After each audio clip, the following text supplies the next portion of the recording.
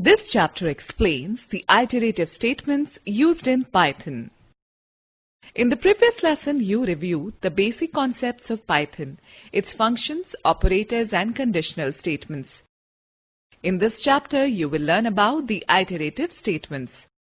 In a program, there are situations when we have to repeat one or more statements many times. This repetition can be carried out using loops in programming. First, let us understand the concept of a loop with the help of a real-life example. Suppose your instructor instructs you to run and take 5 rounds of the playground to warm up. Before you start running, you fix a starting point. On reaching the starting point again, you complete 1 round. Then you take the second round and so on. This way, you keep the track of the number of rounds until the process of taking rounds gets completed. Now, let us analyze the above example using programming to understand looping. Let us say the control variable is C. In this example, we have taken the initial value of C as 0. When you complete the first round, the value of C becomes 1. After the second round, its value becomes C, that is equal to C plus 1, that is 1 plus 1 equals to 2, and so on. This value will get incremented each time the process repeats. After incrementing, the control variable C will be checked against the maximum number of the repetitions, which is 5 in this case. Let us understand this example with the help of a flowchart. Start, then go to take starting point as C. Let C equals to 0. Are the number of rounds greater than or equal to 5? C is greater than equal to 5. No. C equals to C plus 1. Take more rounds. Yes. Stop. This process will continue until the value of C becomes 5. It means the loop will continue for 5 times and then it will terminate. The advantage of using the looping technique in programming is that it reduces the number of instructions and also the memory space. Students, let's know more. A control variable in a loop is used to store the initial value and gets incremented after every loop to reach its final value. A control variable is also known as the counter variable. Okay, let's talk about iterative statements. The statements that keep repeating themselves as long as a given condition is true are called iterative statements or repetitive statements. As soon as the condition becomes false, the loop terminates. These are also called looping statements or simply loops. An iterative statement is based on 3 values. A start value, that is initial value, example C equals to 0. A test condition, example C is smaller than equal to 5. A step value, increment or decrement, example C equals to C plus 1. Every loop works with the help of a variable known as the control variable. The initial value of the control variable is assigned at the beginning of the loop. Then the final value of the control variable is specified. And finally, the step value of the control variable is defined. That is, it is either incremented or decremented by the given value at each step to reach the final value. In Python, there are 2 types of iterative statements: for, while. Students, let's know more. A control variable usually starts with the value 0 or 1, but it can be assigned any number depending on the user's requirement. Students, now let us understand for loop. The for loop is used when we are sure about how many times a loop body will be executed. It is also known as definite loop. In Python, the working for loop is based on various operators and functions. The syntax for using the for loop is for variable in sequence, loop body, statements to be executed, or for variable in range. For is loop control. Initial value x equals to 10. Final value x equals to 20. Step value, default value is 1. loop body statements to be executed. Before we proceed further, let us first understand the concept of membership operators. Membership operators. Membership operators play an important role in controlling the working of a loop. There are two membership operators, in and not in. Out of these, the in operator plays a significant role in the working of loops. Let us understand the in membership operator. The in operator. The in operator is used to check if a given value exists in the sequence or not. It evaluates to true if it finds a value in the specified sequence, else it returns false. Syntax: value in, bracket in sequence, bracket close. For example, if you want to check whether number 10 is present in a given sequence of numbers 1, 2, 3, 10, execute the following code. Program 1.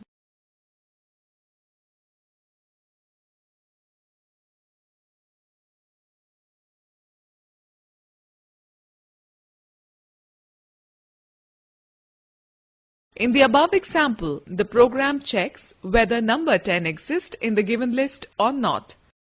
If yes, the in operator will return the value true, otherwise it will return a false value. Similarly, if you want to check whether a number entered by the user is present in the given list or not, type the following code and observe the output. Program 2.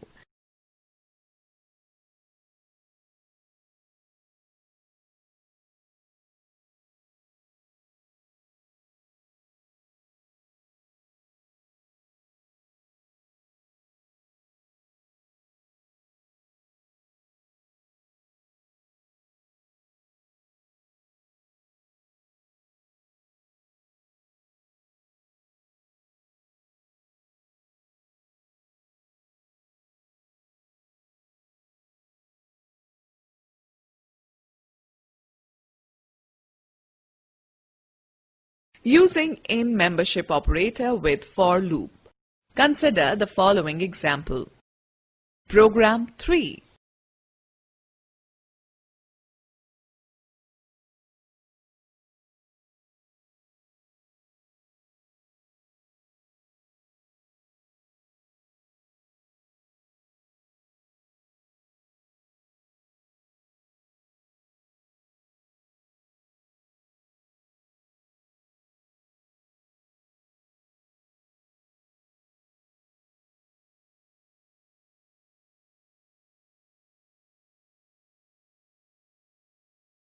The following steps are involved in the execution of the for statement.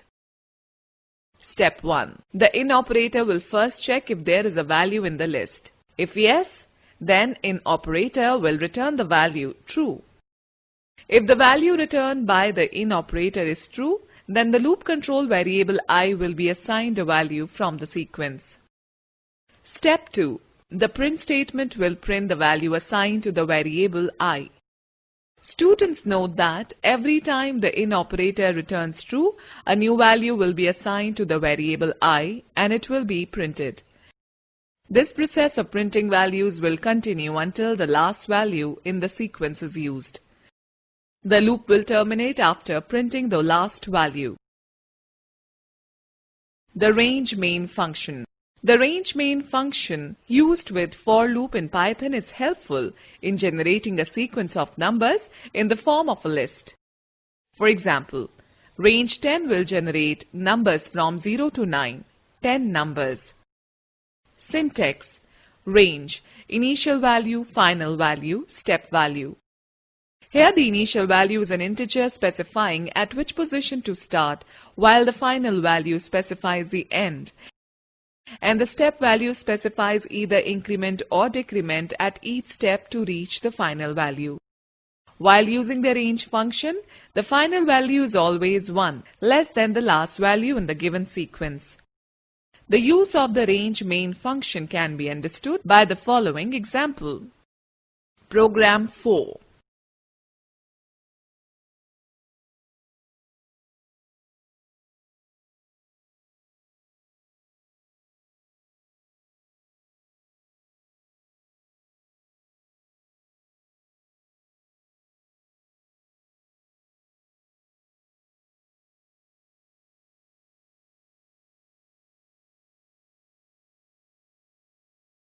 In the above code, the initial value of the variable I is 10 and the final value is 19. 20 minus 1 equals to 19. Each time the loop executes, the value of I is incremented by 1. So the final sequence will be 10, 11, 12, 13, 14, 15, 16, 17, 18, 19. Now the variable I, which in this case is 10, will be checked within this range. As 10 is present in the given range, so the output of the program will be true. Now try some other range. The output of the program will change accordingly. Program 5.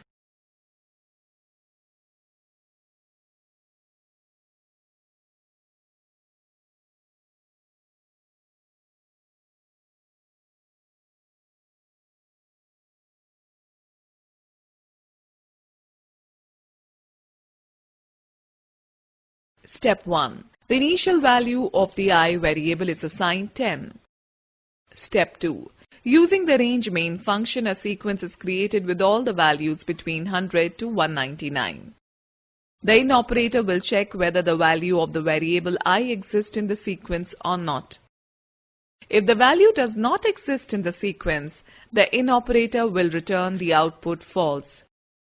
Using range main function in for loop.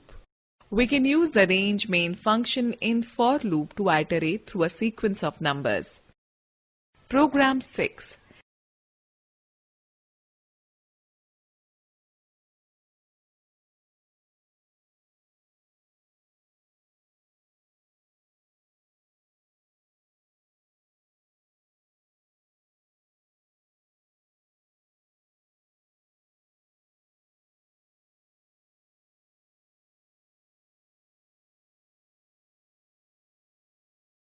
Step 1.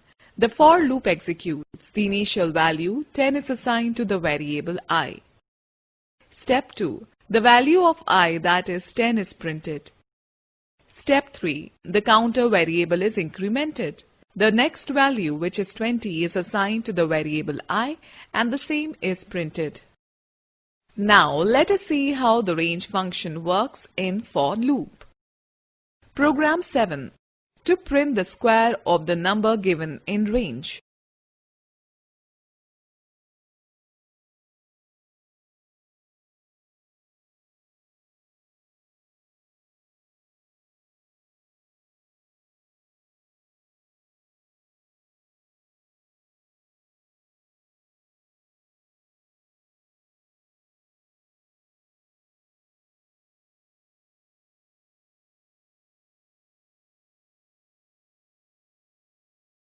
When we use the range main function, it creates a sequence of all the values between the initial value and the final value minus 1.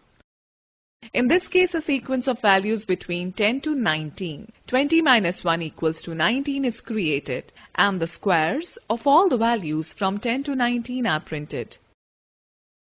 Step 1. The for loop executes and the range main function creates a sequence of values between 10 to 19. The initial value, that is 10, is assigned to the variable I. Step 2. The square of the value 10, that is 100, is printed.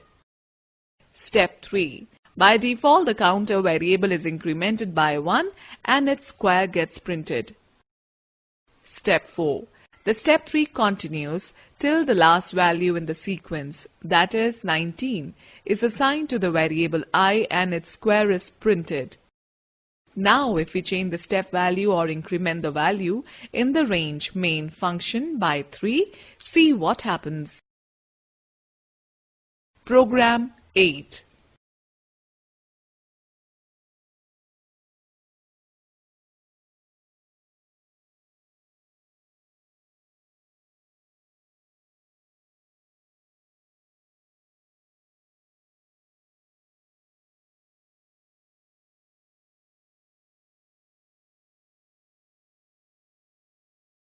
When you increment the step by 3, you will get the sequence 10, 13, 16, 19.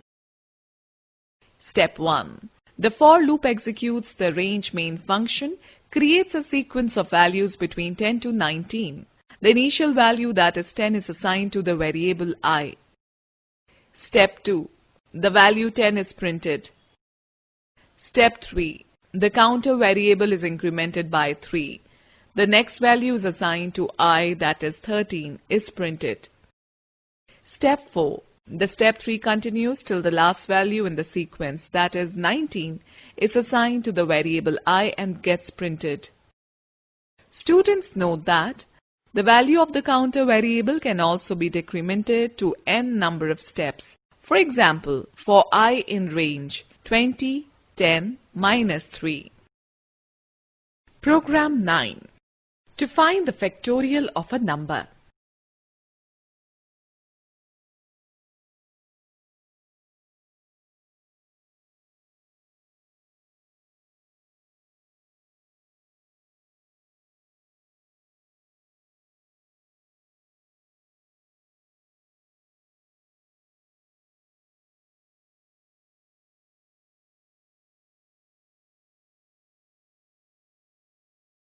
Factorial of 5. 5 into 4 into 3 into 2 into 1 equals to 120.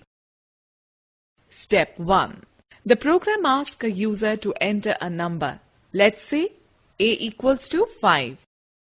Step 2. Assign the value 1 to variable f. Step 3. Specify the range in for loop, that is 1 to a plus 1, where a will accept that value which a user enters. Step 4. The factorial will be calculated as f equals to f into I. Step 5. By default, each time the loop executes, the value of the variable I is incremented by 1. Note: the variable f is assigned a new value each time the statement f into I is executed. Step 6. Steps 4 and 5 are repeated till the last value of the counter variable is encountered. Step 7. The final value of the factorial variable, that is f, is printed.